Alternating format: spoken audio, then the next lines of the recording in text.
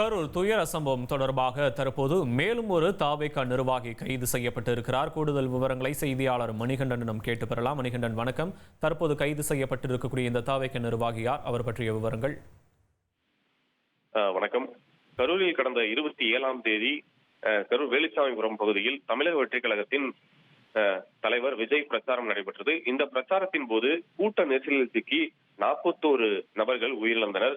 இந்த விவகாரம் தொடர்பாக அந்த விவகாரத்திற்கு விழா ஏற்பாட்டாளராக இருந்த கரூர், அதாவது மேற்கு மாவட்ட செயலாளர் மதியழகன் நேற்று கைது செய்யப்பட்டார். கைது செய்யப்பட்ட அவர் தற்போது கரூர் நகர காவல் நிலையத்திற்கு அழைத்து வரப்பட்டுள்ளார். இதனைத் தொடர்ந்து அந்த மேற்கு மாவட்ட செயலாளர் மதியழகனுக்கு அடைக்கலம் கொடுத்தவர் என்ற அடிப்படையிலும், மேலும் அந்த நிகழ்ச்சிக்காக கொடிக்கம்பம், பிளக்ஸ் பேனர்கள் வைப்பதற்கான ஏற்பாட்டாளராக இருந்த கரூர் நகர பொறுப்பாளர், அதாவது கரூர் நகர பொறுப்பாளர் பவுன்ராஜ் என்ற நிர்வாகி ஒருவரும் தற்போது கைது செய்யப்பட்டுள்ளார்.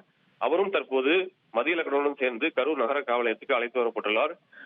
குறிப்பாக இந்த பவுன்ராஜ் என்பவர் வெங்கமேட்டு பகுதியைச் சேர்ந்தவர்.